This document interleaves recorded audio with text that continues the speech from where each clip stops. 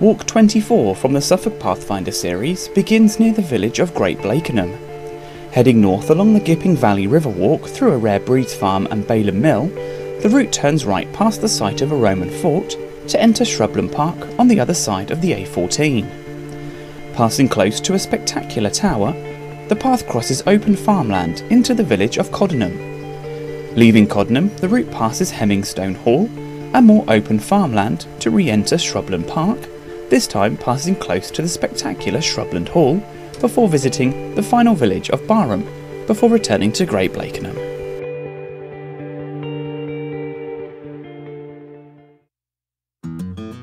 Welcome to the stunning Gipping Valley at Great Blakenham. It's worth noting straight away that the book suggests a start at Baylham at the Gipping Valley Information Centre.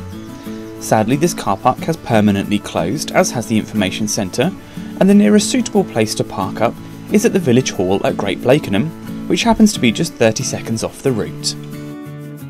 The Gipping Valley River Walk is a 19-mile route that links the nearby towns of Stowmarket and Ipswich, and this opening stretch follows about 2 miles of this lovely trail, with opportunities to stop and spot some of the local wildlife.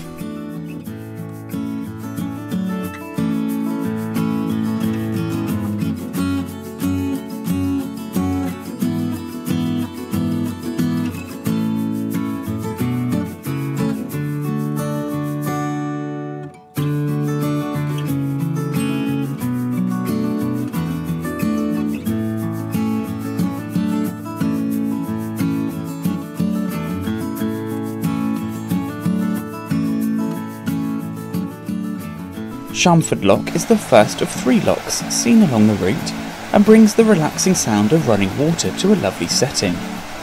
Shortly after Shamford Lock, the route enters a rare breeds farm and livestock fields, so take extra care not to spook any of the animals.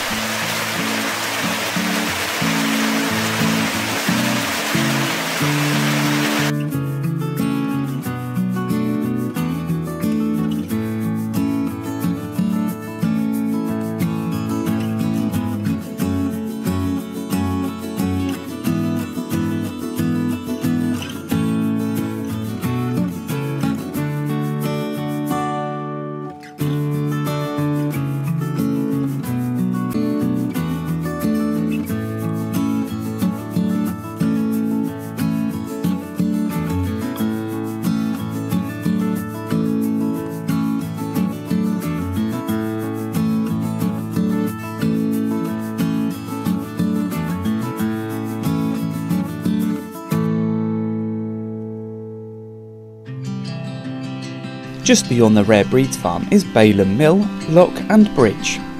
The mill has been given a Grade 2 star listing and dates to the early 19th century, with an older early 16th century cottage attached. Alongside the mill is Baylham Lock, dating to 1780, and probably the best preserved of the locks along the River Gipping. Located almost right alongside the river is Combratovium Roman Fort, which was occupied from the 1st to the 4th century AD. There are traces of 2 forts on the site, with the smaller one being the earlier, and lies on the main road north from Colchester to the Roman town at Caestus and Edmund near Norwich.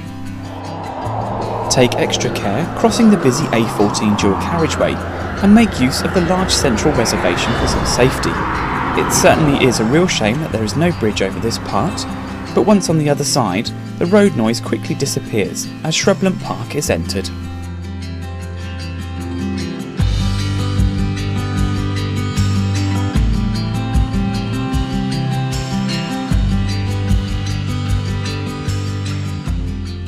Just a few hundred metres into the park, there is the most idyllic and tranquil pool, backed by a stunning tower, an actual folly for Shrubland Hall.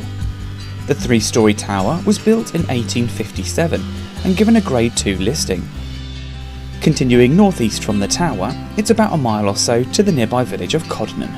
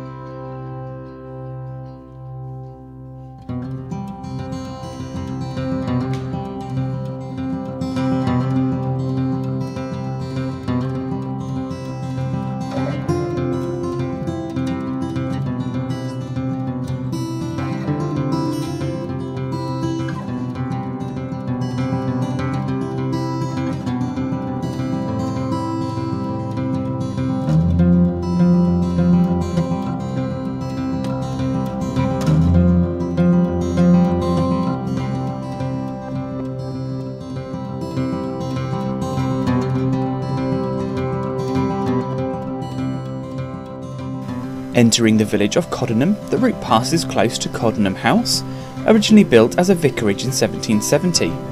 The house can be seen from the perfectly placed bench in the churchyard. The church itself is dedicated to St Mary, with most of the structure dating to the 14th century, but origins dating as far back as the 11th century.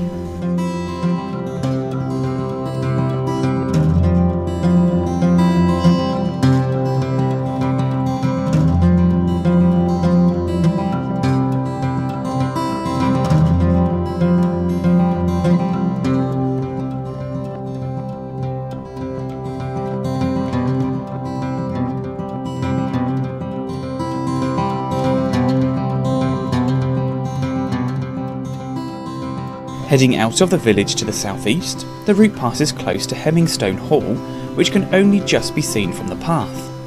The building dates from around 1625 and given the special protection of a Grade 1 listing.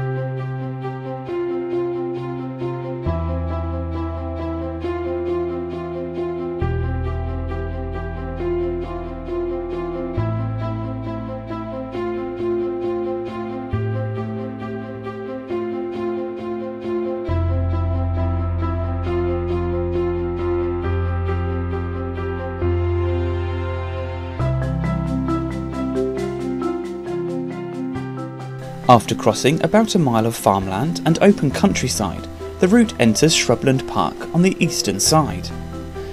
Passing close to the Grade 2 listed coach house block, there are occasional opportunities to see the stunning hall as you make your way through the vast estate.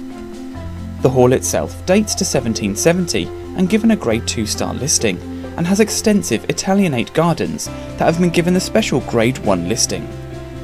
It's a real treat to have the opportunity to walk through the stunning estate with a chance to see deer, foxes and even brown hares.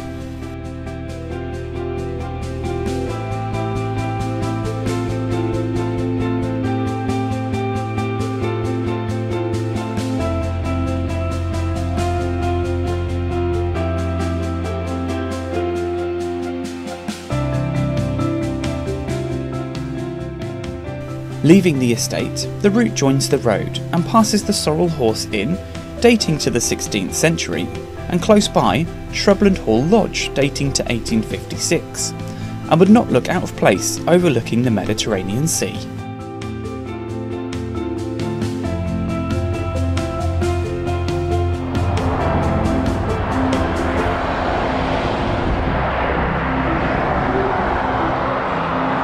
There's a bar. Crossing the A14 via a road bridge this time, the route returns to Great Blakenham by passing a series of private fishing lakes to rejoin the River Gipping to Blakenham Lock and the end of the walk.